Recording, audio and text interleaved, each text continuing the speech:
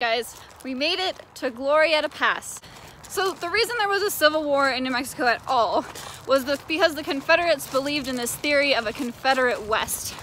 They wanted to overtake the silver and gold mines that were here and in Colorado, as well as recruit more troops in Colorado and Utah. They figured if they came from the south in the Confederate controlled areas of New Mexico, like southern New Mexico, they would be able to work their way north and eventually overtake Colorado.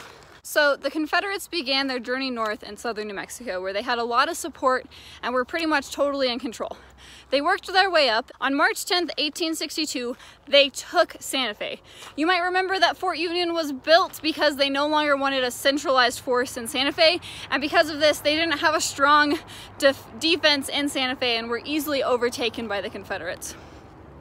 Now, they continued working their way up, hopefully eventually getting to Fort Union and being able to make a grandstand there and bust through and then overtake Colorado and Utah. Look at this cool little sign. You'll see that what we see now with Glorieta, with these massive trees and excessive vegetation, wasn't what they fought on. It had been cleared out of vegetation for local farmers and ranchers.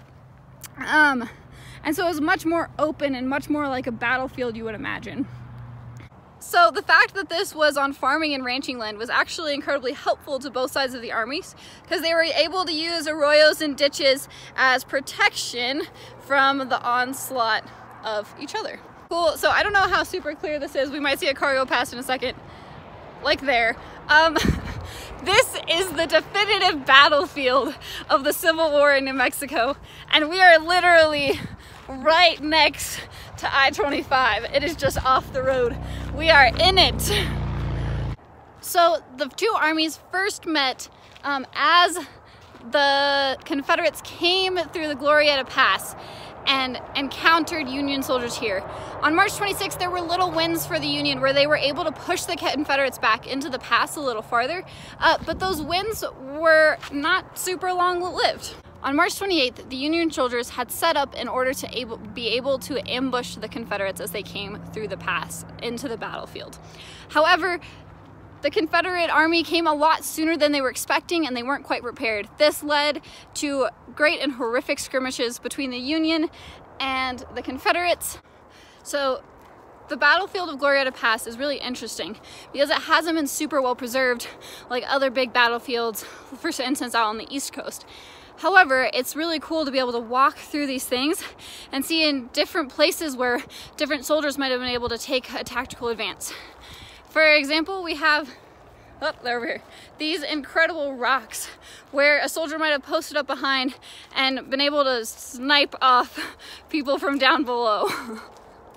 When this battlefield was a lot more open and welcoming to rifled muskets and the shots that they fired, it's cool to be able to see which of these hills would have been strategic placements for the Union and Confederate soldiers.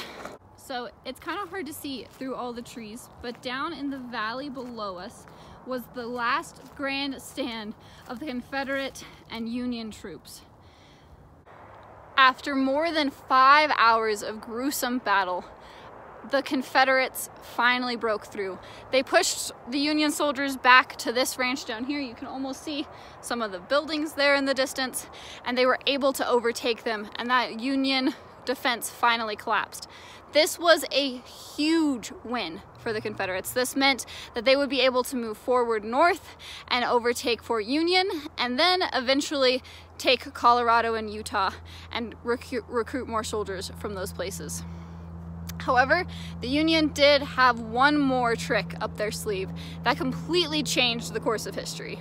So where was the Union Army's backup? Well, about a 16-mile hike away, Manuel Chavez and his commander and about 400 other troops were staring down at the jackpot.